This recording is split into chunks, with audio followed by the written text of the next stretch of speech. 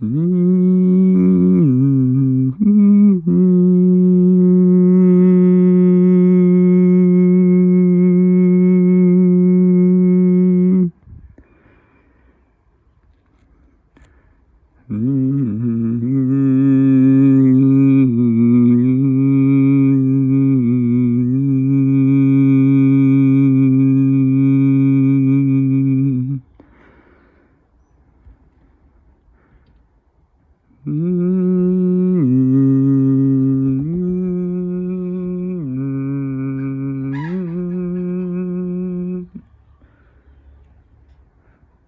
you coming back for more? Hello. Hello, sweet snake. Vendetta. Vendetta. Come here. Come here. What are you doing? What are you doing?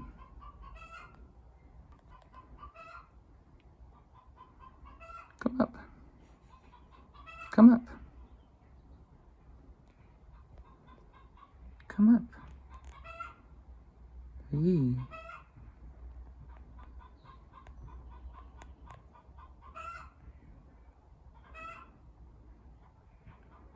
Hey.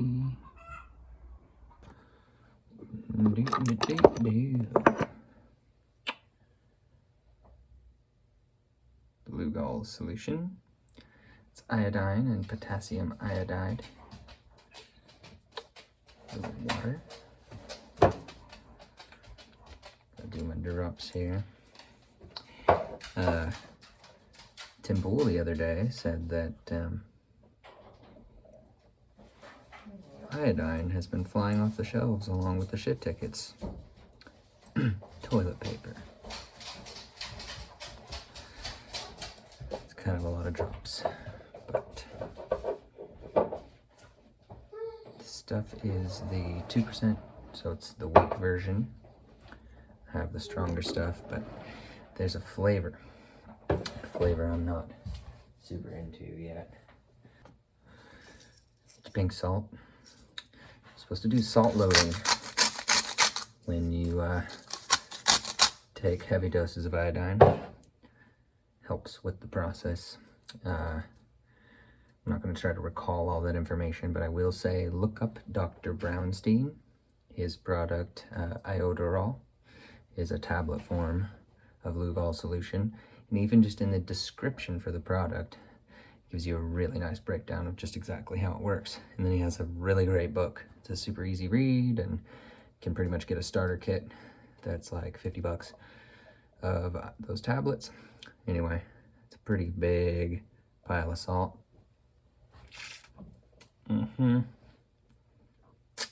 Cheers.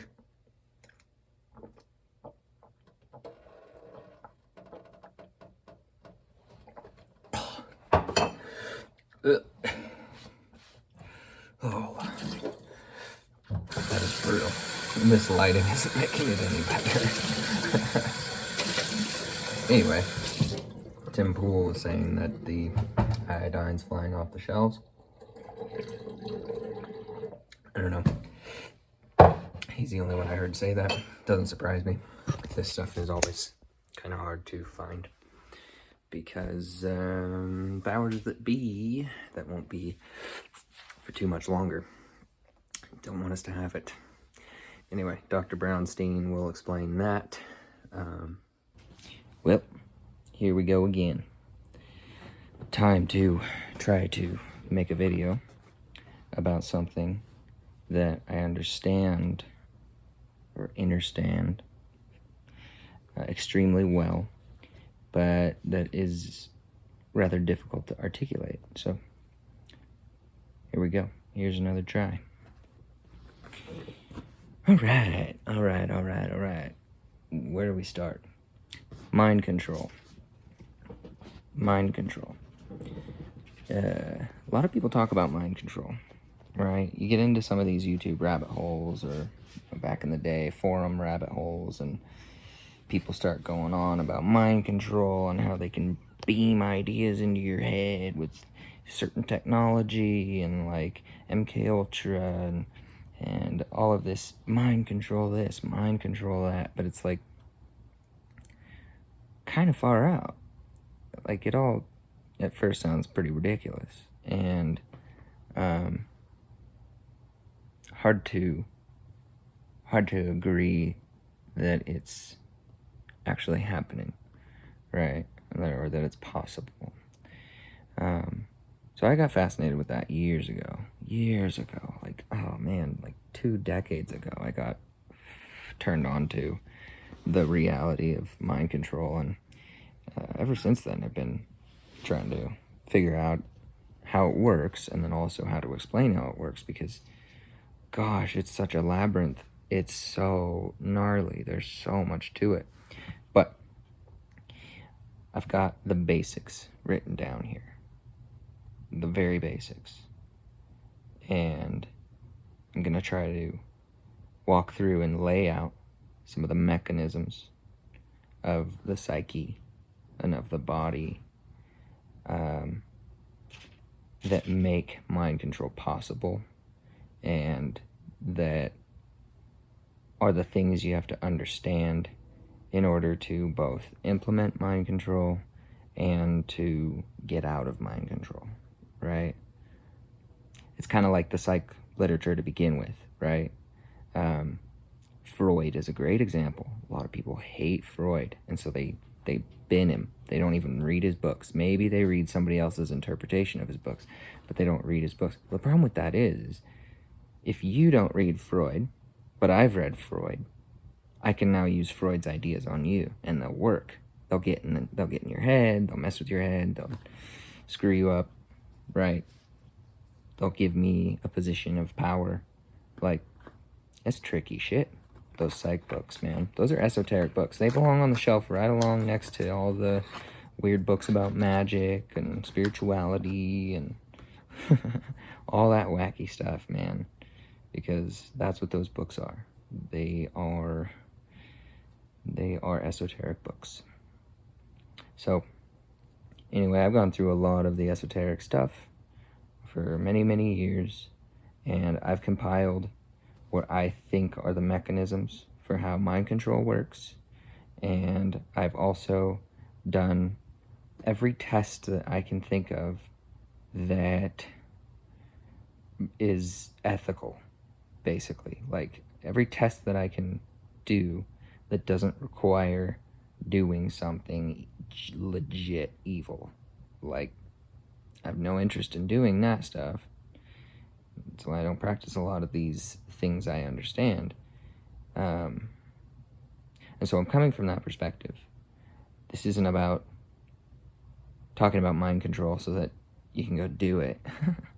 It's about talking about mind control so that you can stop being susceptible to it and understand more specifically what's going on in people's heads who are under those spells. Okay? All right. So we'll start here. Programming humans. It requires basic logic functions. Those functions are the or, and, not, and, or nor. Logic is binary code, zeros and ones. In circuitry, 0 equals de-energized, deactivated, and 1 equals energized, actuated. Binary code is programming that simply allows a controller to flip the on-off switch within a circuit. If an electrical motor... Now, I won't keep reading that, but wait. We started with programming humans. Why are we talking about electrical circuitry? Well, it's because I truly believe, as an electrician, that electrical circuitry is one of the best ways of understanding how mind control works. And this is one of the arenas that I've tested this in, kind of transplanting this into an understanding of the human body. Now, in my earlier pages and in earlier videos, I talked about the body electric and Tesla's 369. I recommend going and looking at that. It gets all into how the endocrine system and body works chemically and electrically in order to fight you know, dis-ease and, you know, problems. That's all I'll say, because I'm not a doctor. And, but I study doctors and I reference them in that video. So go look at it. Anyway, since the body is an electrical machine, it's very important to understand electrical circuitry if you want to understand how to program this machine. Basically, this basic logic function is applied in the form of ladder diagrams and truth tables, where you're basically mapping out the paths that the electricity can flow through, where the switches are that cut off the flow of electricity to the light or the device or the output. And you get your truth tables. I'm not going to go too deep into that, but the idea is that if, you know, if both A and B are deactivated or de-energized, then the output, the light, is also de-energized. And so then these are the scenarios of like, what happens when one or the other switch is flipped? Well, then actuated or de-energized, right? And it just kind of goes through the functions and how they work in basic form in an electrical circuit. And then I just have a note about combos, because that's just getting into far more complex stacks and ladders of data that describe the pathways within electrical circuitry in order to move the voltage around. Remember, the definition of voltage is potential to do something like work, right? Or illuminate a bulb. So this is your dielectrics. This is your specifically channeling electricity towards outputs for specific uses and aims and goals and functions. So that whole process involves an understanding of classical sentence logic. See what I did there? Flippy floppy. That's how I like to do it. I like to put the wrong label on something so that the ideas blend together in your head and you realize it's the exact same fucking thing, guys. Classical sentence logic is literally, so you got not and or. The only one we're missing from our ladder diagrams pages is NAND and NOR, and you can find them when you dig deeply into books and exercises on this. But basically, you have your little symbols, and you go through, and so then you have some sentence examples, right, of how these apply.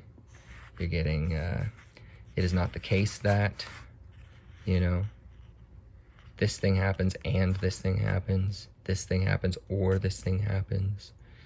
You know, this thing happens and then this thing happens, and then this thing happens if and only if this thing happens. Right? Those are the basic classical logic, sentence logic functions. And then they have their truth tables, which are more complex but very much the same as the zeros and ones. See, because this is binary logic. Classical sentence logic is, you know, binary logic. It's true, false, you know, on, off, actuated, de-energized, so to speak, right? So we just have our truth tables, and then really the whole exercise that you do through this big, thick book, Classical Logic and Its Rabbit Holes, by Nelson P. Land, is basically taking a sentence, a written sentence, and breaking it down into symbols like this, representing all of the possibilities, and then going through and determining, almost like mathematically, in a way, what the truth is, whether the sentence is true or false logic, right? Whether it works or not. And yeah, that's the very most basic function for mind control, is an understanding and a command of classical sentence logic within the context that the human body is a set of electrical circuits, and that the very same logic used to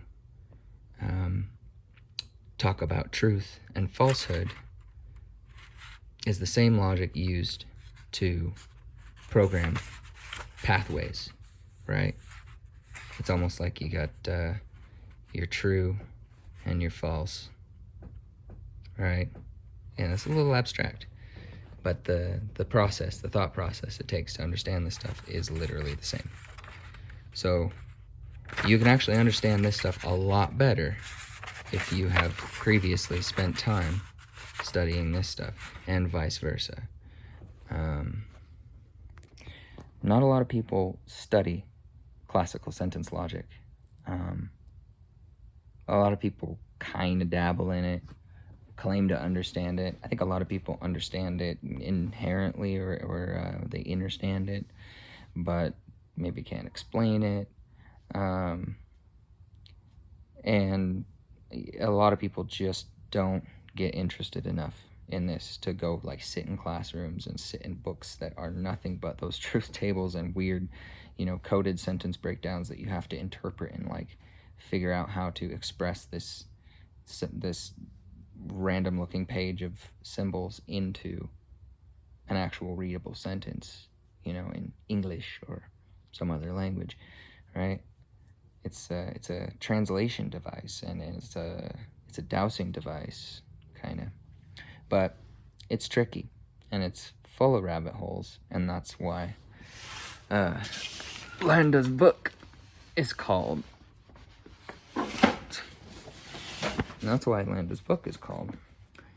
Classical Logic and its Rabbit Holes. Right? Yeah.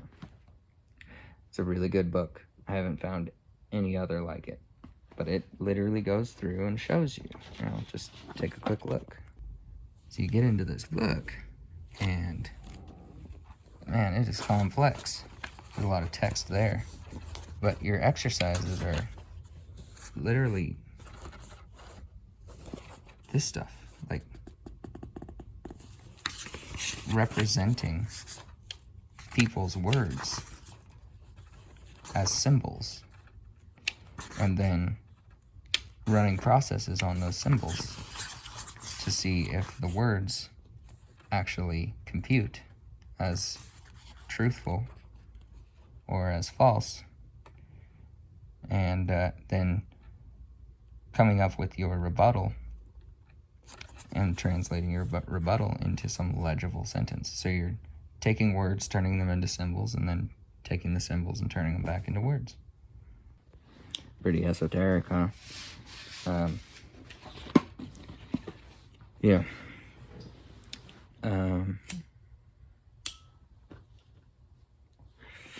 Logic, man. It gets a bad rap. But it's extremely important to understand. And it's also extremely important to understand that just because you can take a sentence and break it down into its functions and its truth tables and prove out that the sentence is logical and therefore true, just because you can do that doesn't mean it actually is true or actually is false. So how could that be? Well, pretty simple in concept, probably something that's a little easier said than done. But if you take a premises or a set of premises that are false or illogical, or that are false, and then you add them together to equal a conclusion that is false, then that's not going to work for somebody that understands how to decode that. But if you can take those two false premises and create supporting documentation for them, studies, peer-reviewed papers, articles, something that can be looked up and referenced by a student in a university, right? Because you got to cite all your sources and have sources for everything. Not allowed to have your own ideas. They got to come from somewhere else, right? Well, you stuff enough bullshit into a bunch of books and force people to read them, well, then you can make those false premises true in a logical sense, right? You can create whole alternate universes, or like a whole matrix, so to speak, that's like a false reality where everything's bullshit but checks out according to logical truth tables, because when you go to find sources on any of the premises, they all confirm that that premises is true and not that it is false, right? So this is how the mind control works. This is how you get into it. If you want to subvert people's logical faculties and turn it into a trap instead of a really effective tool, then you go and spread a bunch of bullshit and propaganda and force people to look at it, so that when they try to douse it with logic, it comes up true but is false. And so you take that thing as truth even though it is false, right? A lot of people think it's a conspiracy, that there would be a huge effort to write a bunch of fake bullshit in books, and it's like, oh gosh, it's really not that hard. People do it kind of automatically, you know, for all kinds of reasons, and I'll get into that. That's how this shit actually works. It works by subverting people's free will and subverting people's faculties, and getting things just twisted enough that the individuals do the rest of the work, do all the twisting and turning and manipulating for you, right? So anyway, when it comes to programming electrical circuitry, right, nowadays we've got these little computers called programmable logic controllers, and those controllers have to be coded, and we code those controllers using binary code or classical sentence logic, so to speak, to make all of the devices, all of the outputs, all of the equipment switch on and off automatically when it's supposed to happen, and in response to whatever other thing going on in the system. And you program this tiny little basic computer to command all of this, right? So you've got your circuits with your outputs, right? You've got your programmable logic controllers, but then you've got your programmer, right? These are like dimensions, okay? This, by the way, this video is basically a continuation of my video on 5D consciousness. And so if you haven't seen that yet, maybe go back and check that out, because I'm about to go down that rabbit hole again. Basically, you got these layers of dimensions, right? You got like the 3D world output of the devices, you know, the light bulb or the human, right? And then you've got this over top of that programmable logic controller, which is the controllers, right? Instituting the programming onto the devices and the outputs, right? That's like your priest class, or your politicians, or your news anchors, right? They're all PLCs. They're all programmable logic controllers. People talk about NPCs, non-player characters. I don't know about that so much. To some extent, maybe. But I think this is a way more healthy and perhaps non-judgmental and disgusting way of explaining this, right? So, yeah, I'm going to go down that rabbit hole a little more. Try to keep it concise and not be too scatterbrained, but I mean, we're talking about dimensions of thought and like consciousness and, you know, the mind, and it's all a total labyrinth, man. Like, stuff ain't easy to explain. So, yeah, where are we going with all this? It's like, okay, so is logic good or is it evil? What's going on with all that? Well, here we go. Escaping mind control. I say this process is extremely painful and traumatic. It's the hero's journey, slaying the dragon to reclaim your gold. Gold being a metaphor for dopamine, silver a metaphor for melatonin and serotonin. It's the sun and the moon, and the milk and the honey, and all the allegories, right? So here I have a picture of something I think we've all probably seen at some point in our lives. This symbol, this collection of symbols. I think this is a picture of dialectics magic, right? The opposition magic, black versus white, right? You got black magic, white magic. People talk about the dark and the light and how you have to have darkness to bring contrast so that you can even see the light, and all these weird ideas that the more you get into it, the more they fall apart.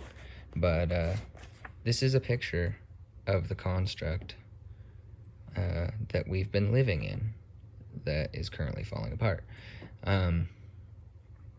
This is 5D. I know a lot of people want to say that 5D is only all beautiful, but I know for a fact that that is false. And there's a gazillion different proofs that I've run across over time. I'm going to do my best to share the most compelling ones. But again, in my 5D video, I talked about how this is truly the dimension of duality. This is where you're faced with the choice of good or evil, right? And if that turns your gut a little bit, right? Evil, good, right? Well, I hope that this helps you understand what's wrong with this whole dialectic that's going on in the world, right? All this racism shit is an implementation of dialectics magic onto people and pitting them against each other, performing the divide and conquer, right? This is the chessboard. This is the checkerboard, right? Where all the pawns roll around, right? You got your big overseer or whatever, and then you've got your dialectic. You've got your two pillars, the two temples, right, of the mind is what the two pillars are often said to represent. And so you got your good and evil concept, right? Your light, dark concept. Well, I talked about this in my video called People of Color, which explains how this is all a psyop and how racism is a really old psyop. Go check that out, because I get all into that. I get into how there is no such thing as a black or white person. Everybody is actually a color, a hue, a vibrant, rich color. This black and white shit, this is conceptual and always has been. And there were periods in time in history, Notre Dame Cathedral renovation being one of them, where they took this idea and they turned it into a race question or a physical complexion question rather than a spiritual question, right? In the old times, this was a spiritual idea, right? This black-white thing was spiritual. It did not refer to people's skin until more recent time, when this dialectics magic really took off. A perfect example of what I'm talking about is the Dendera light in Egypt. I've said before, I've been an armchair Egyptologist for over a decade, and I've spent a lot of time just browsing images and contemplating what I think they mean. What could they possibly be talking about? Well, how to get into this one. This picture is famous because it's considered to be light bulbs, right? And like some kind of electrical tower, right? That's like your porcelain insulators on your power lines, right? And there's a lot of confusion about what this image means. To me, my interpretation, and you can corroborate this with other people who have been talking about related ideas for years, is that this, first and foremost, this represents the mind, right? All these old temples, they're tours of the mind, right? These could be said to be the eyes, or a bunch of different things. Not necessarily literal physical light bulbs, right? But they are definitely depicting like power, voltage, you know, electricity, and light. They're definitely conveying that concept. But if you want to look at this and you can kind of see the lights as your two eyes, you can start to realize that this is a picture of like your two brain hemispheres, right? So you got your left brain and your right brain. And now in a lot of these old hieroglyphs, depending on the context and what is being conveyed, the left and right thing can be really tricky, because sometimes you can wonder, am I looking at this like, is it supposed to be mirrored? Is it supposed to be flipped? Well, as an example of that, I have a picture of like the back of a head. So like this is somebody facing away from me, or this is, you know, me imagining myself in third person and stepping back, right? And so I'm looking to the same direction as my own two eyes, but I'm seeing, right, the context. Or you can look at something the other way, where you're facing it, you know, head on, and so you have left and right pointed at you, right? So it's some of the tricky head games that you have to mess with in order to really start to understand symbolism and its significance. So anyway, this picture is cool because it has a whole bunch of subtle little implications, all right? Like in my earlier pages, I showed that this particular symbol right here, one interpretation of it is work together, right? This one is sort of referential of the spinal column.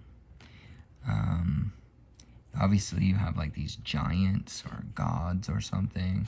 You have a vertical perspective here, whereas you have a horizontal perspective here. And then, you know, you can just get into it. If you look at the left side, what do you have? You have somebody sitting up on a tower, obviously in a position of power, wearing some kind of crown, holding the power, right?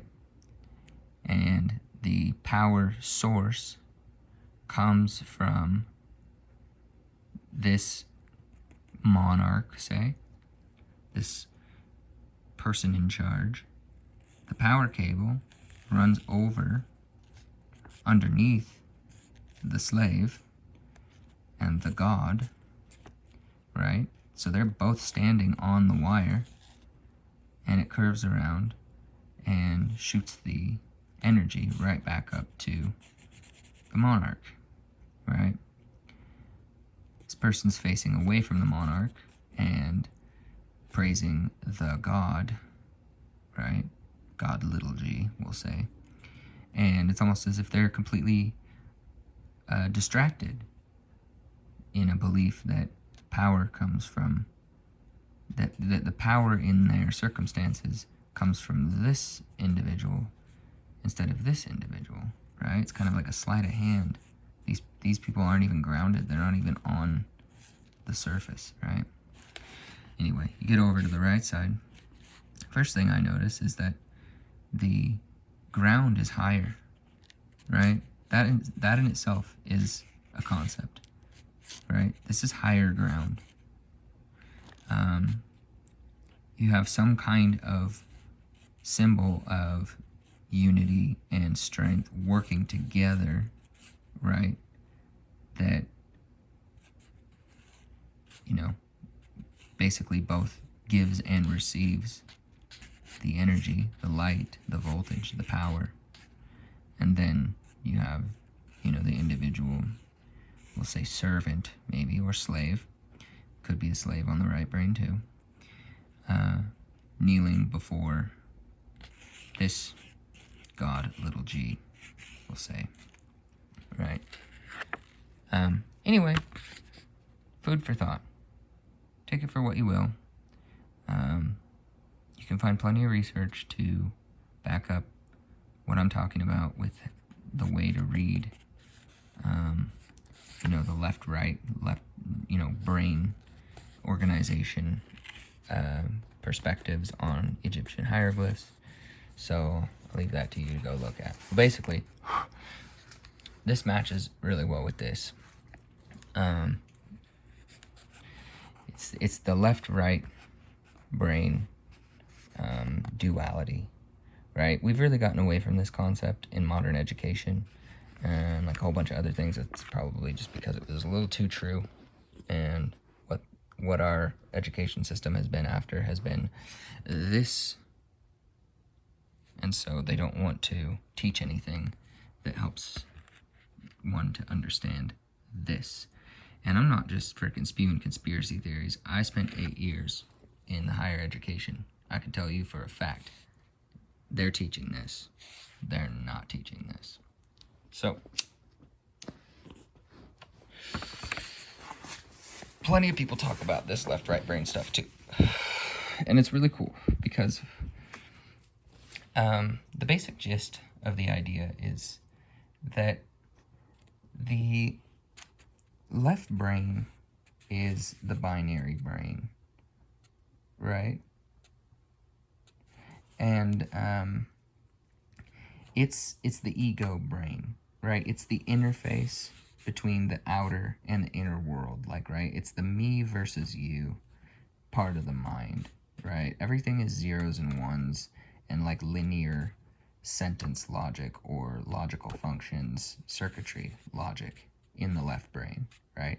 It's supposed to be, from what I gather, the filter for inputs and outputs, right? That like basically when information comes to you, comes into your left brain, passes over to your right brain, and then you chew on that, and then you pass it back through the filter in order to output it into the world that we live in, right? As words or as actions. The whole basic idea in this way of thinking is that for the last however many hundreds of years, humanity has been stuck here, right? Like, there are people who are more here, who tend to be more here, but humanity and society has been stuck here in large part. Now, in this weird binary coded world of the left brain, you get all kinds of weird concepts, like, everything's a duality in here. Everything's a binary in here. You got your left, your right, your Democrat, Republican, your black people, your white people. Like, it's always this black and white, shades of gray, colorless, linear, computational, basic logic world over here. And the right brain is more characterized by love and abstraction and beauty and just what is good and color, vibrant color. It said that the left brain is 10% of the brain's capacity, and that the right brain is 90% of the brain's capacity, or it's a faculties, potential. And that's interesting because modern scientism claims that we only use 10% of our brain, which starts to sound like some proof for this idea that society, for however long now, has been stuck in this part of the brain. Because they say, 90% of our brain is unused and we don't even understand it or tap into it. It's like, yeah, that's basically the problem we have in society right now. I mean, think about all the current events.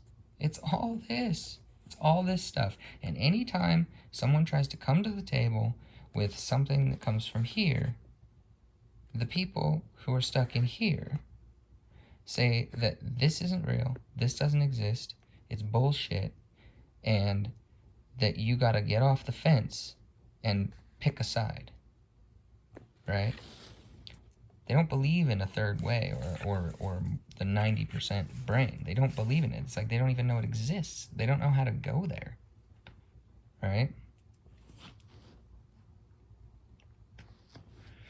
So, I don't know how well that really explains it. I always get less articulate when I turn on the camera, but I think this is a lot of good food for thought. Basically, here's the problem. What's going on when you say society is stuck in the left brain? I personally don't think that it means people have literally zero access to their right brain, to their abstract faculties, but that basically what we have been conditioned to is a world in which the left brain rules, the linear binary brain rules, and when it does get access to the right brain, it basically steals from it and beats the shit out of it, right? This is kind of your cognitive dissonance stuff, right? Where you start to go into meltdown because something conflicts with a belief or with a fact, that's stuck in your left brain, and your right brain is kind of arguing against it and sort of promoting this third way, this other option that you don't have to choose A or B in this bullshit duality that you're facing at this current moment, right? You don't have to pick either one. Like, you can just throw the whole question out. You don't have to engage with it. Well, if you notice, the lefties and the righties, they don't like that. They do not like that. And as I showed in that illustration, the political left and the political right are all leftists, technically, right?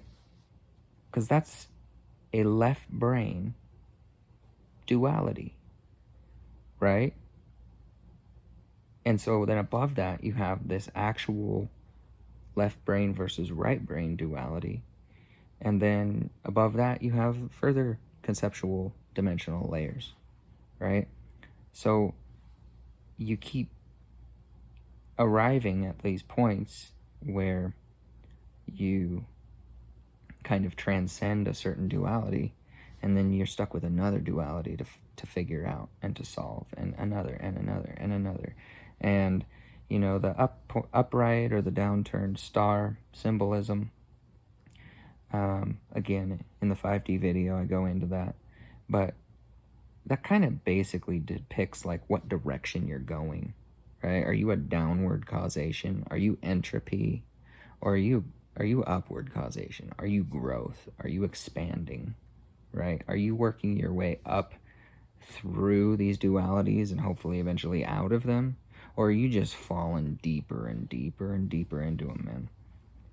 And that's where the mind control comes in. The mind control is a manipulation of the left brain logical faculties, the ego, the binary world, right? It's a manipulation of that to constantly force people into a position of having to choose between A or B, and A or B is pre-planned and pre-scripted, so they're both options that are prepared for you by the programmer or the programmable logic controller handing those dilemmas to you, right? And they're not organic, right? They're scripted. When you choose A or B, you're just choosing an option. Either way, you're choosing an option that serves the goal of the programmer, right? In this left brain world, in this left brain dominated world, right? So, gosh, where to go from there? Basically, how all of that ladder diagrams and truth tables and classical sentence logic and circuitry come into this, again, requires an understanding of the body electric and Tesla's 369, and it also requires an understanding of kind of dimensional hierarchies. And you got to understand that these meat suit machines are a lot more interesting and complex than a mechanical machine, right? When you're programming a circuitry in a mechanical machine, it's all very linear, and it's just straightforward. It's switches and relays, right? But in the body, the switches and relays are like emotional reactions, right? So instead of a switch, what you might call it is a trigger, right? So the way that you would create a point of control in a circuit would be to throw in a switch, right? Well, in a human, what you got to do is you got to install a trigger. And that's where it gets real dicey and real evil, because installing triggers requires abuse and trauma and emotional turmoil and pain and suffering, all bad things. But that's how these frickin' controllers get this shit into people's heads that put them in loops that they can't get out of and make them mentally ill, is by doing that very thing, by abusing the fuck out of people so that they have all of these triggers installed. Kind of the, perfect and perhaps most common example given for the way these psychological triggers can be used in mind control is the whole fight or flight mechanism topic, right? The idea being that when someone gets hit with a certain trigger, they go into fight or flight mode, which chemically causes the brain to shoot a dose of cortisol into the gut, which poisons the gut, shuts down the immune system, lowers brain function, lowers IQ by, they say, 10 points, and puts you in a completely dualistic state where it is either fight or run away. Those are the only choices, just the two, right? Either or. So when you talk about installing triggers and installing switches in people, it's really what you're talking about, these triggers, these switches cause electrochemical reactions in the body that then activate or deactivate certain, mental functions, certain physical functions, and put you in a mode for a certain type of decision making, right? And so a manipulator understands this. They understand that if they hit your trigger just right, they can put you in that state of mind. And that when you go into that state of mind, you lose a good amount of your ability to process information and keep control of yourself. And that by losing control of yourself, in many ways, you are then offering up that control to the person who's manipulating you, right? It's that whole letting people live in your head rent-free stuff, right?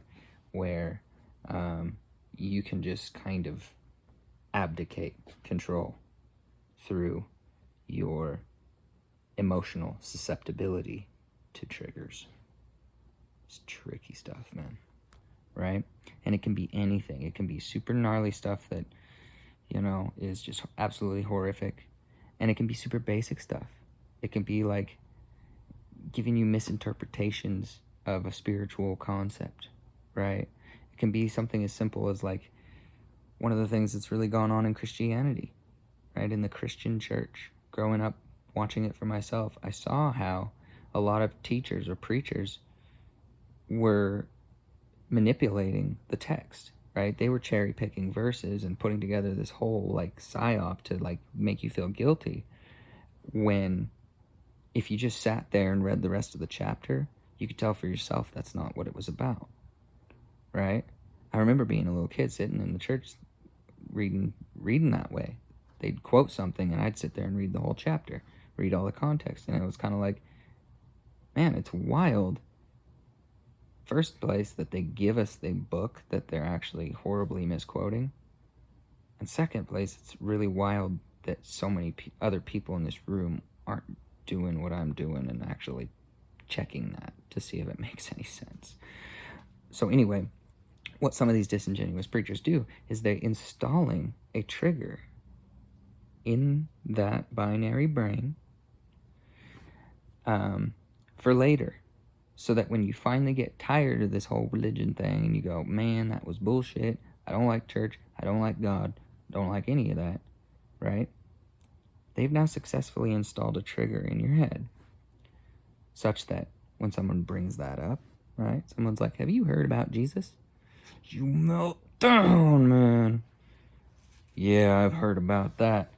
Don't want nothing to do with it, right? And they're like, but it's a beautiful thing. It's a beautiful idea, and it'll change your life. It'll make everything better. And you're like, yeah, no thanks. I know all about that.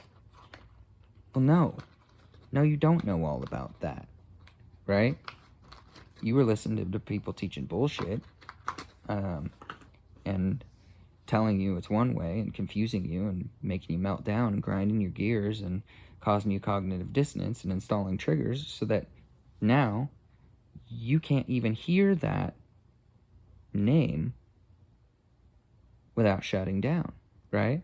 So if somebody shares you a source that's really good, like it's a real doctor who's sharing all the information on how to rid the body of parasites and deal with stuff that, a lot of other doctors don't know anything about, like, but they want to say, yeah, and I am just so passionate about Jesus, right? If they say that in their intro, people turn it off because it hits that trigger.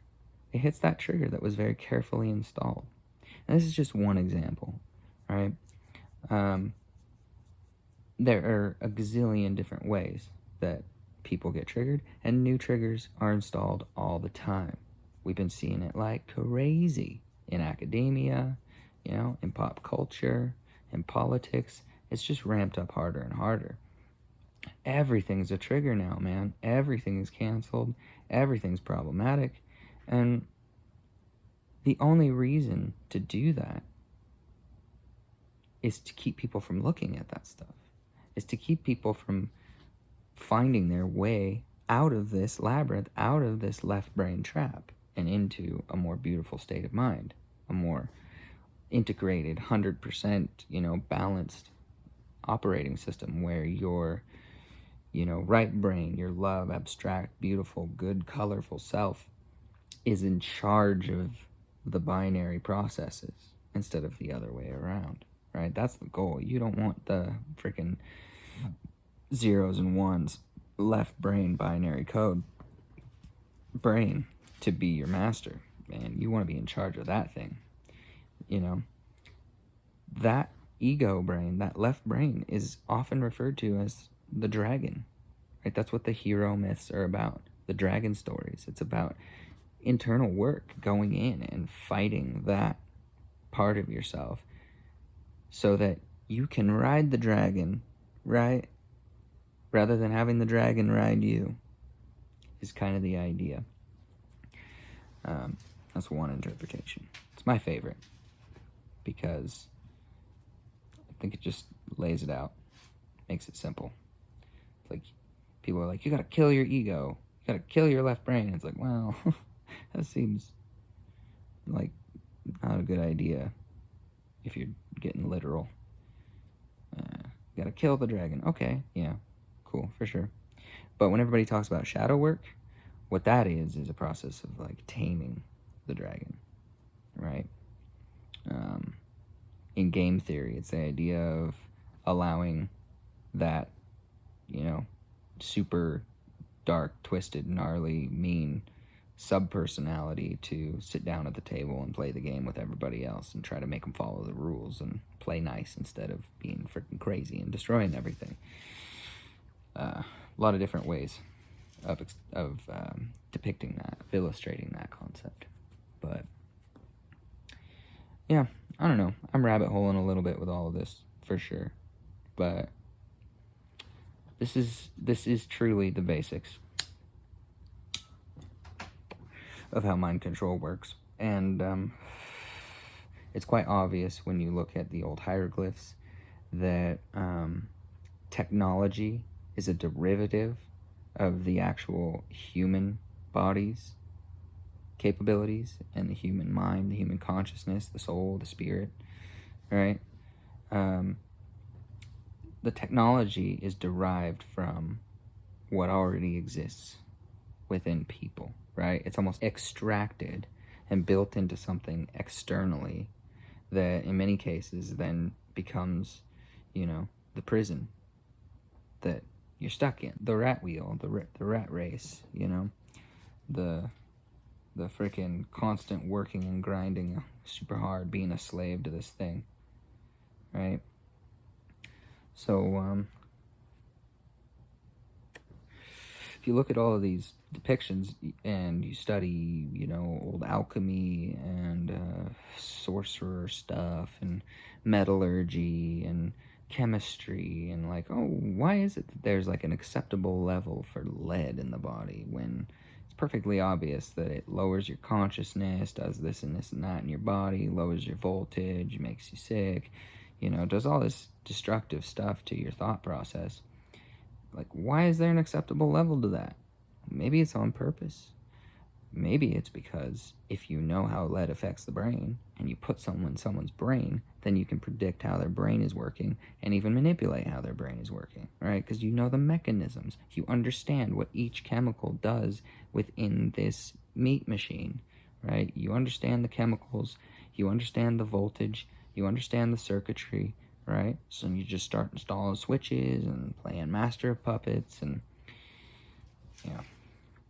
Anyway, this 5D stuff, it's really important to understand the 5D and go there, but I truly don't believe it is the pinnacle of consciousness like it's being touted as by so many people. Like, it's a stepping stone, man. It's definitely a stepping stone, and you can do it wrong, and you can get there and then fall again, and then get there and then fall again, and it's like this never-ending dualistic, you know, process. It's real tricky, but I mean, you know, that gets into theories of meditation and the left-hand path versus the right-hand path versus the center path, and, you know, the endocrine system and higher realms of spirituality, and oh man, it's a bunch of rabbit holes, but this right here is the foundational material. This is the basics of how mind control works. It's just simply manipulating logic, installing triggers or switches, if you want to call them that, channeling the voltage, basically constructing the wires, deciding where the wires are going to go in the walls, up to what light, and how all that's going to path out, and how someone's going to react when they hear a certain trigger, right? How it's going to make them shut down, go into meltdown, or get pissed off, or whatever the heck, right? It's all about that. It's all about using, twisting, turning, inverting, and manipulating, destroying, infecting approaches to interacting with other people.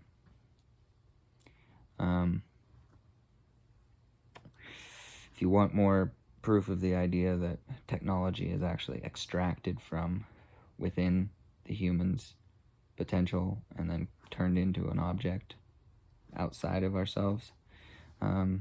Just go look into cybernetics a little bit.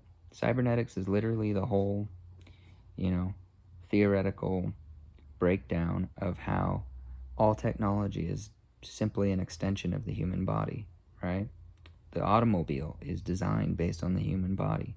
The modern personal computer is designed on the human body. They chose binary logic because they knew that was the kind of logic that the brain used, and that if they put this entire device on the foundation of binary code, zeros and ones, it's freaking computer coding, that if they did that, that they could more effectively infiltrate and influence the mind.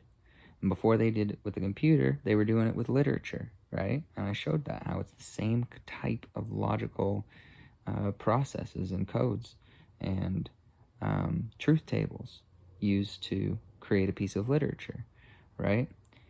So it's real tricky business, man. But the gist is, we have to understand that all these esoteric books and temples and sets of imagery and all that stuff, they're all about this. They're all perspectives on this. They're all about how to use this kind of knowledge and for what, right? So a lot of the really dark or evil books are about what I just described with mind control, but from a perspective that, like, yeah, you should totally do that. Go and manipulate and capitalize and enslave and, and then you got other books that are about, like, no, none of that. You don't want to be doing that, right? And the gist of what I've found about this fifth dimensional place, this conceptual realm of the fifth dimension, is that it's the highest dimension that an evil or, like, dark-souled person can go, right? They can go there. They can go to the third eye. They can go to manifestation land. They can go to these high levels of thought and abstraction, and all this crazy, like, unseen power and control over the situation that is possible from 5D. But they can't go any higher, because those particular traditions and books related with, that downward causation, they teach you how to be stuck in and manipulate the first 5 dimensions. But they don't teach you how to go past. They do not teach you how to go past. They absolutely don't. There's some books that do. And those are the books that get into Krios or Christ or Krishna, right? A lot of people get really triggered by the idea that other religions besides Christianity also talk about Christ, right? People are really stuck on this idea that it's literally only the King James Bible, and the Roman Catholic Church, and everything else is paganism or something, and, like, that is just the most small-minded, low-level analysis perspective on this stuff, man. Like, it's way bigger than that. It's way, way bigger than that. Like I've said before, like, everybody's got some good, smart, true stuff to say, and a bunch of weird, dumb bullshit to say, too. And when it comes to looking at these different religions and books and traditions, I think that you really got to understand that, like, nobody's got it all figured out. But a lot of people are trying, and just because something's in a different language and uses a different set of descriptions for something doesn't mean they're not talking about the same thing. So, sorry for the rabbit hole and the ramble and the rant, but I just got to try to get this information articulated, you know, and I'll keep circling around. I'll keep coming back to it and trying to clarify more, and yeah, it's random. It's a little scattered, but that's how my book is. That's how my mind is, you know, like everything I've talked about in these videos so far and everything beyond that that's written in this book and others and everywhere else, like all that stuff is running through my head at the same time, all the time. Like it's all playing in my head right now. So sitting here and trying to talk about this specifically is not easy. It'd be a lot easier if I could just like show you my thoughts, but that might melt your brain too. I don't know. Thanks for sticking with me up to this point. I'm really trying to keep this video thing casual. I'm not trying to get overproduced. I'm not trying to do a whole bunch of screen shares and citing other sources by showing those. Like I obviously cite sources a lot. I tell you like the name of somebody and that their line of work and where certain things are inspired from and whatnot, but I'm trying to do something a little different here, you know, trying to be a little more hands-on.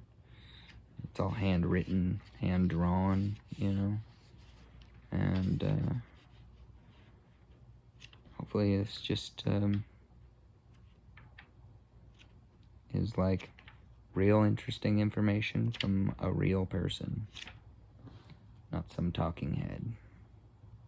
There she is. Finally makes her appearance. V. Hello. Hello. V.